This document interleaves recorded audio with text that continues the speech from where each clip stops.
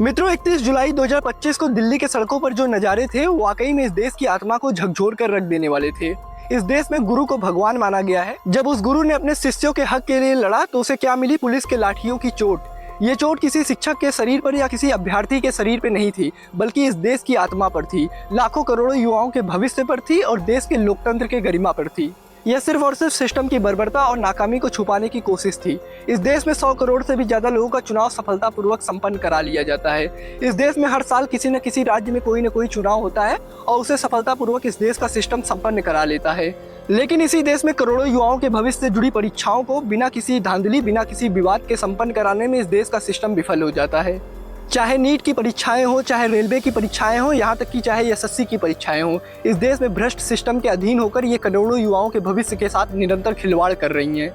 इस देश में करोड़ों युवा विभिन्न परीक्षाओं के लिए जी जान से मेहनत करते हैं। कई सारे आर्थिक संकटों से जूझते हुए अपने सपनों के लिए मेहनत करते हैं। कई माता पिता अपने बच्चों के उज्जवल भविष्य की उम्मीद रखते हैं, लेकिन इस देश का भ्रष्ट तंत्र उन उम्मीदों को, उन सपनों को कुचल कर रख देता है। इस लोकतांत्रिक देश में युवा सिर्फ और सिर्फ पारदर्शी और निष्पक्ष रूप से परीक्षा कराने की मांग सिस्टम के सामने रख रहा है, लेकिन इनाम में उसे क्या मिल रहा है? पुलिस की लाठियां और गिरफ्तारी। आइए आपको बताते हैं कि शिक्षकों और अभ्यर्थियों की क्या मांग है। इनका आरोप है कि एसएससी जिस एडिक्विटी कंपनी को बार बार परीक्षा आयोजन की जिम्मेदारी दे रहा है, वो पहले से ही तकनीकी खामियां और गड़बड़ियों के आरोपों से घिरी पड़ी है। लेकिन ये सब जानते हुए भी बार बार उसी कंपनी को जिम्मेदारी देना न केवल लापरवाही है, बल्कि भ्रष्ट लोगों का पालन पोषण है। अभ्यर्थियों की जो मांग है, मेरे हिसाब से न केवल मांग है बल्कि उनका हक है। पहला, एडिक्विटी पर प्रतिबंध। जब कंपनी ऐसे आरोपों से घिरी है तो उस पर प्रतिबंध जरूर होना चाहिए। दूसरा, परीक्षा और परिणाम की तारीखें तय हो। छात्र कह रहे हैं कि यूपीएससी की तरह एसएससी भी एक कैलेंडर जारी करे जिसमें परीक्षा और परिणाम की तिथि तय हो। तीसरा, नॉर्मलाइजेशन का प्रोसेस बिल्कुल ट्रांसपेरेंट हो ताकि किसी भी स्टूडेंट को शक ना हो। चौथा, परीक्षा का एक उचित स्तर हो, प्रश्न पत्रों में कोई भी गड़बड़ी ना हो।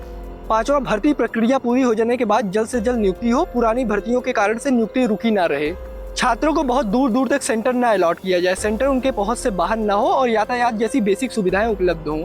सेंटर पर प्रतिष्ठित स्टाफ हो ताकि पारदर्शिता बनी रहे और टेक्निकल इश्यूज को खत्म कर दिया जाए, जैसे सर्वर का न चलना और सिस्टम हैंग होना। मेरे हिसाब से तो ये ऐसी कोई मांग नहीं है जिसके बदले युवाओं को लाठी मिले। ये सिर्फ और सिर्फ पारदर्शी और व्यवस्थित रूप से एग्जाम कराने की मांग है। अगर इस पर आज ध्यान नहीं दिया गया तो आज जो हाल है वही कल भी रहेगा। मेरे जैसे करोड़ों युवा जो आज ग्रेजुएशन कर रहे हैं कल अभ्यर्थी बनेंगे। अगर इन खामियों पर आज सवाल नहीं पूछा गया तो कल हम भी इन्हीं भ्रष्ट तंत्र के भुक्तभोगी बनेंगे। उम्मीद करता हूं कि सरकार इस मामले को गंभीरता से लेगी और व्यवस्थित जांच कराकर इसका हल निकालेगी, वरना जिस देश का भविष्य यानी कि युवा और भविष्य बनाने वाले यानी कि शिक्षक अगर सड़कों पर लाठी खाएंगे तो हम एक अच्छा समाज ही नहीं बना पाएंगे, विश्व गुरु बनना तो दूर की बात है। जय हिंद, जय भारत।